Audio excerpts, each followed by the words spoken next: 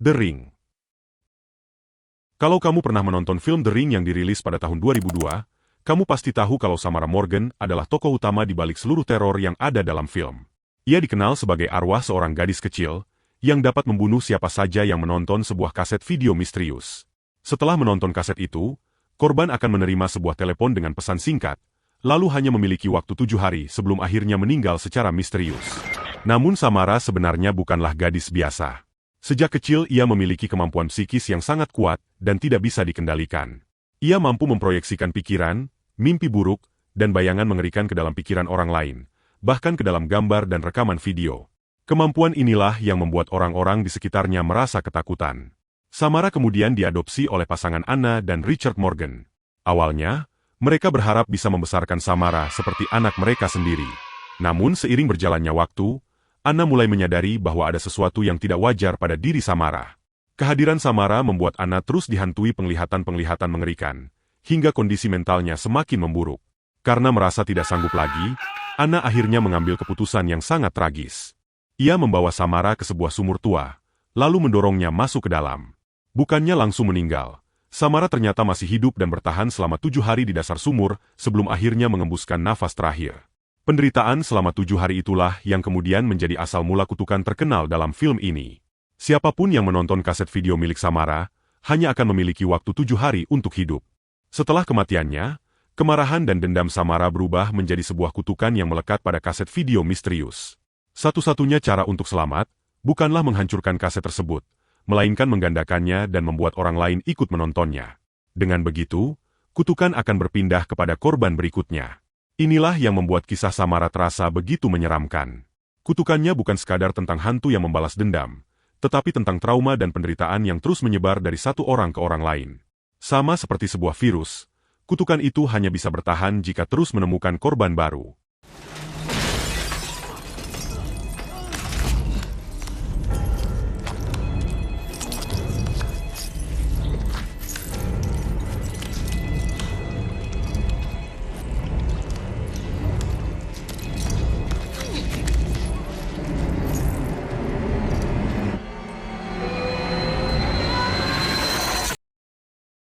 Sinister. Bughuul adalah entitas iblis utama yang ada di dalam film Sinister, yang dirilis pada tahun 2012.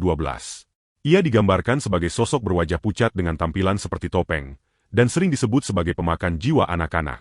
Tapi yang perlu diketahui, Bughuul sebenarnya bukan makhluk dari mitologi nyata. Meski begitu, pembuat film mengambil inspirasinya dari cerita-cerita kuno tentang dewa atau iblis dari wilayah Mesopotamia dan Babilonia, yang sering dikaitkan dengan pengorbanan anak. Bughuul dipercaya sebagai entitas kuno yang sudah ada sejak zaman dahulu, jauh sebelum masa modern. Ia digambarkan sebagai makhluk pagan yang hidup melalui gambar, simbol, dan rekaman video. Karena itu, siapapun yang melihat atau menyimpan rekaman yang berhubungan dengan Bughuul, bisa saja menjadi target berikutnya. Inilah yang membuatnya terasa berbeda dari hantu biasa, karena ia tidak hanya menghantui rumah, tetapi juga bisa masuk lewat media visual. Lalu kenapa Bughuul melakukan seluruh teror tersebut? Jawabannya sederhana. Ia ingin memakan jiwa anak-anak dan menjadikan mereka pengikutnya selamanya. Dalam cerita film, Bughuul memilih satu anak dari sebuah keluarga, lalu perlahan memengaruhi pikirannya. Anak yang dipilih kemudian membunuh seluruh keluarganya sendiri. Setelah itu, Bughuul membawa jiwa sang anak ke dunianya. Jadi teror yang dilakukannya bukanlah tanpa alasan, melainkan sebagai cara untuk terus mencari korban baru dan memperluas kekuatannya. Di dalam film, korban Bughuul yang selanjutnya bernama Ellison Oswald, seorang penulis buku kriminal nyata. Demi mencari bahan untuk bukunya, ia membawa pulang rekaman-rekaman pembunuhan lama ke rumahnya.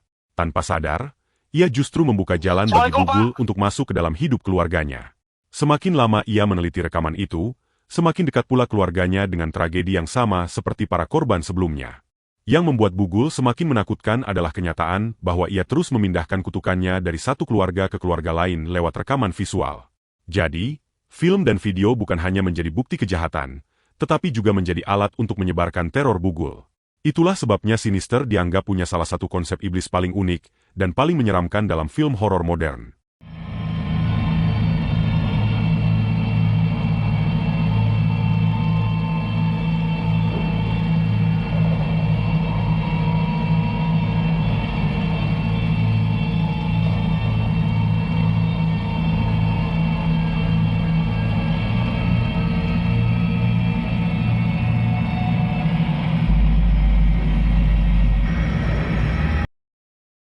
Mama. Film Mama yang dirilis tahun 2013, menceritakan tentang sosok arwah bernama Edith Brennan.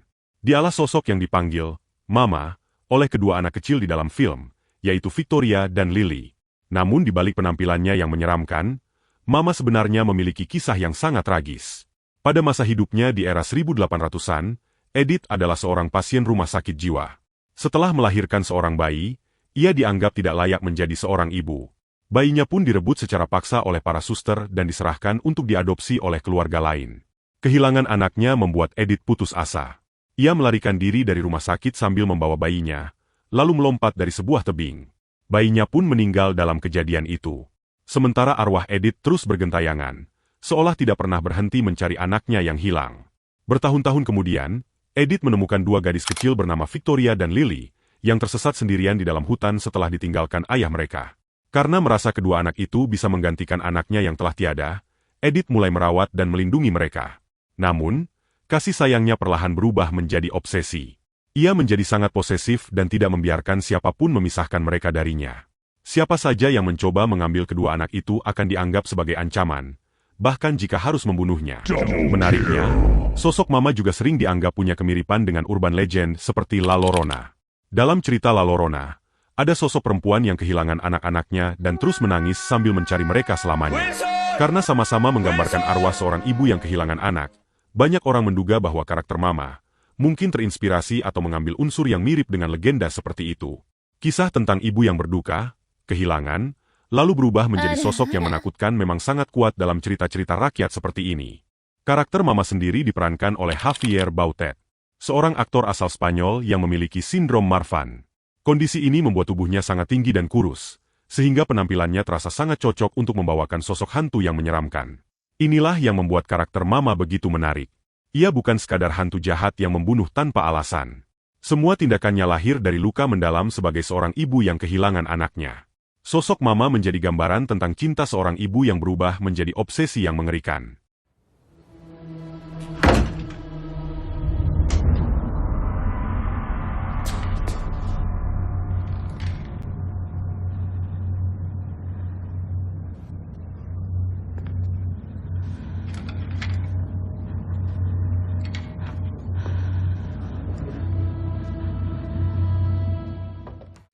Smile.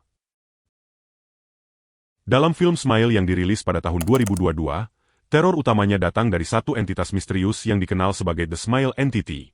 Berbeda dari kebanyakan hantu atau monster film horor lainnya, identitas makhluk ini tidak pernah dijelaskan secara pasti. Film ini memang sengaja membiarkan asal-usulnya tetap menjadi misteri, sehingga penonton terus bertanya-tanya tentang apa sebenarnya entitas tersebut. Yang kita ketahui hanyalah cara kerjanya. The Smile Entity tidak menyerang korbannya secara langsung, melainkan memanfaatkan trauma dan luka batin yang mereka miliki. Selama beberapa hari, korban akan mulai mengalami halusinasi yang terasa sangat nyata. Mereka melihat orang-orang di sekitarnya tersenyum, namun dengan senyuman yang tidak wajar, mendengar suara-suara aneh, hingga perlahan kehilangan kemampuan untuk membedakan kenyataan dan ilusi. Semua itu merupakan bagian dari permainan sang entitas untuk menghancurkan kondisi mental korbannya. Ketika korban sudah benar-benar putus asa, entitas itu akan mengambil alih tubuhnya dan memaksa korban melakukan bunuh diri secara mengerikan di depan orang lain. Orang yang menyaksikan kejadian tersebut secara langsung akan mengalami trauma yang sangat besar. Trauma itulah yang menjadi pintu masuk bagi The Smile Entity untuk berpindah ke korban berikutnya. Dengan cara inilah, kutukan bisa terus menyebar dari satu orang ke orang lain tanpa pernah benar-benar berakhir.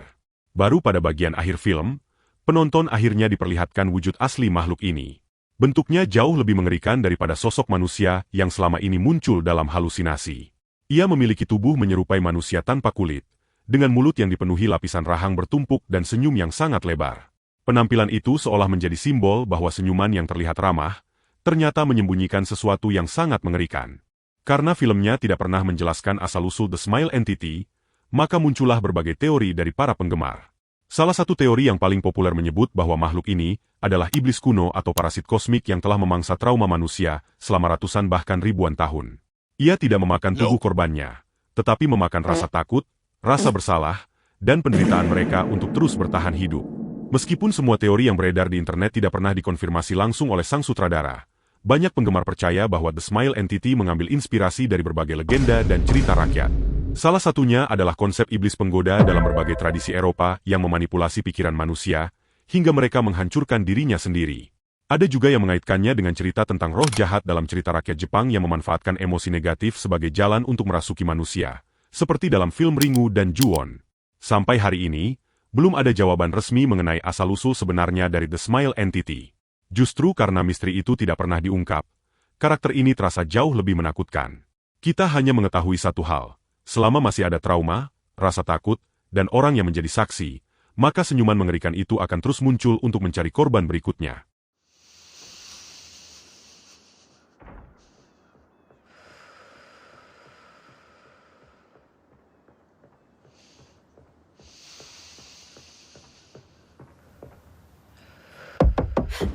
Holly?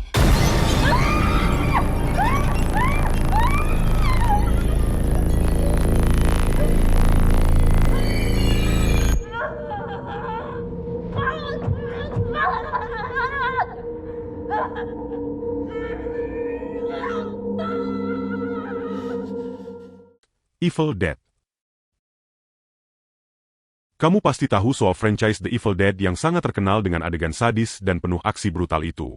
Namun di balik seluruh teror yang ada di dalam film, ternyata ada sosok yang jauh lebih besar daripada sekedar hantu biasa. Sumber ketakutan tersebut berasal dari sekelompok iblis kuno yang dikenal sebagai Kandarian Demons. Orang-orang yang berhasil mereka rasuki kemudian disebut sebagai Deadite, makhluk mengerikan yang kehilangan kendali atas dirinya dan hanya memiliki satu tujuan, yaitu membunuh siapa saja yang masih hidup. Semua teror itu bermula dari sebuah buku legendaris bernama Necronomicon Ex Mortis, atau yang lebih dikenal sebagai Book of the Dead. Buku ini digambarkan terbuat dari kulit manusia dan berisi mantra-mantra kuno yang sangat berbahaya. Dalam cerita film, siapapun yang membaca mantra di dalam buku itu, atau bahkan hanya sekedar memutar rekaman suara mantra tersebut, tanpa sadar akan membuka gerbang menuju dunia para iblis. Begitu gerbang itu terbuka, roh-roh Kandarian akan keluar dan mulai mencari tubuh manusia untuk dirasuki. Korban yang kerasukan kemudian berubah menjadi Deadite. Mereka masih memiliki tubuh manusia, tetapi pikirannya sudah sepenuhnya dikuasai oleh iblis. Suara mereka berubah menjadi menyeramkan, kekuatannya meningkat jauh melebihi manusia biasa, dan mereka akan menyerang siapapun yang berada di dekatnya agar semakin banyak orang yang ikut dirasuki. Yang membuat Kandarian Demons berbeda dari kebanyakan makhluk horor lainnya, adalah mereka bukan arwah penasaran atau hantu orang yang sudah meninggal. Mereka adalah iblis purba yang memang sudah ada sejak zaman kuno, dan hanya menunggu seseorang membangunkan mereka melalui ritual terlarang. Menariknya, meskipun Necronomicon dalam film hanyalah benda fiksi, nama buku tersebut sebenarnya berasal dari karya penulis horor H.P. Lovecraft. Dalam cerita-ceritanya, Necronomicon juga digambarkan sebagai kitab terlarang yang berisi pengetahuan tentang makhluk-makhluk kosmik dan ritual pemanggilan entitas kuno. Film ini kemudian mengembangkan ide itu menjadi sebuah buku yang mampu membebaskan para iblis Kandarian. Ada juga yang mengaitkan para Deadites dengan legenda Pazuzu, iblis Mesopotamia yang terkenal karena kemampuannya merasuki manusia dan menjadi inspirasi utama iblis dalam film The Exorcist. Meskipun tidak pernah dikonfirmasi secara resmi, kemiripan konsep tersebut membuat teori ini cukup populer di kalangan penggemar. Pada akhirnya, asal-usul Kandarian Demons memang sengaja dibuat samar. Namun justru itulah yang membuat mereka terasa begitu mengerikan. Mereka bukan monster yang lahir karena dendam atau kematian tragis, melainkan kekuatan jahat kuno yang sudah ada sejak ribuan tahun lalu.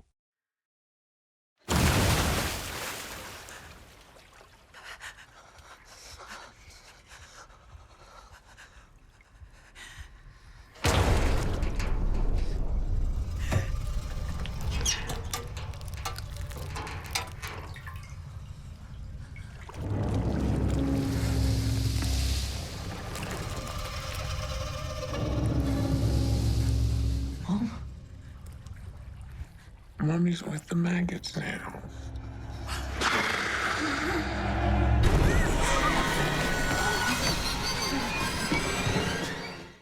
The Uninvited. Kalau sebelumnya kita membahas tentang hantu dan iblis yang ada di dalam dunia cerita filmnya, maka The Uninvited yang dirilis pada tahun 2009 menawarkan sesuatu yang sangat berbeda. Film ini membuat penonton percaya bahwa mereka sedang melihat kisah hantu biasa. Namun di akhir cerita, semuanya berubah total.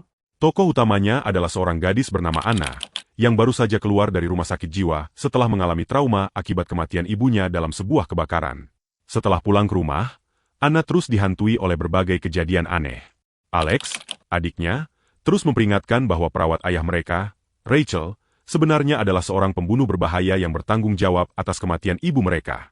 Sepanjang film, penonton diajak percaya bahwa Rachel adalah musuh utama. Berbagai petunjuk seolah mengarah kepadanya, sementara Alex terus membantu Anna mengungkap kebenaran. Pada awalnya, semua hal tersebut terasa seperti film horor pada umumnya. Namun menjelang akhir film, semuanya terbongkar. Alex ternyata sudah meninggal dalam kebakaran yang sama bersama ibu mereka. Artinya, sosok Alex yang selama ini menemani Anna, sebenarnya sudah tidak ada. Ia hanyalah bagian dari pikiran Anna sendiri. Yang lebih mengejutkan lagi, terungkap bahwa Anna mengalami gangguan disosiatif akibat trauma yang sangat berat. Tanpa ia sadari, pikirannya menciptakan sosok Alex untuk membantunya menghadapi rasa bersalah dan kenyataan yang tidak sanggup ia terima. Dan fakta yang paling mengejutkan adalah, pelaku sebenarnya di balik tragedi tersebut bukan Rachel, melainkan Anna sendiri. Inilah yang membuat The Uninvited terasa berbeda dari film horor kebanyakan. Sosok yang selama ini dianggap sebagai hantu, ternyata hanyalah ilusi yang diciptakan oleh pikiran manusia. Teror dalam film ini tidak berasal dari kutukan, iblis, atau makhluk gaib, melainkan dari trauma, rasa bersalah, dan kondisi psikologis seseorang yang perlahan menghancurkan dirinya sendiri. Menariknya, The Uninvited merupakan remake dari film horor Korea Selatan berjudul A Tale of Two Sisters, yang juga terkenal dengan plot twist psikologisnya. Kedua film tersebut sama-sama menggunakan hantu sebagai cara untuk menipu penonton, sebelum akhirnya mengungkap bahwa musuh terbesar sang tokoh utama sebenarnya adalah pikirannya sendiri. Karena itulah, The Uninvited menjadi film yang sangat menarik jika dibandingkan dengan film-film sebelumnya. Setelah melihat berbagai hantu, kutukan, dan iblis yang benar-benar ada di dalam cerita mereka, film ini justru menunjukkan bahwa terkadang monster yang paling menakutkan bukanlah makhluk supernatural, melainkan trauma yang tersimpan di dalam pikiran manusia.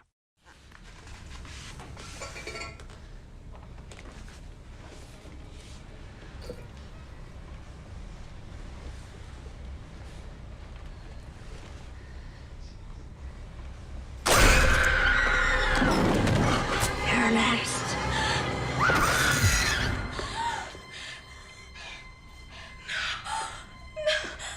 What did you do?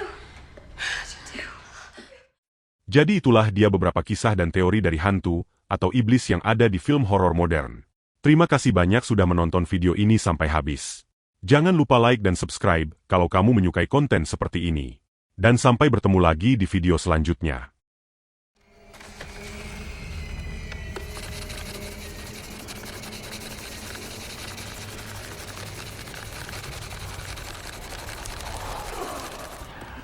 Kunda.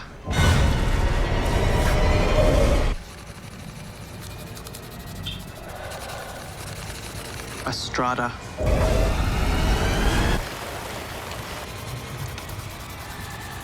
Montose.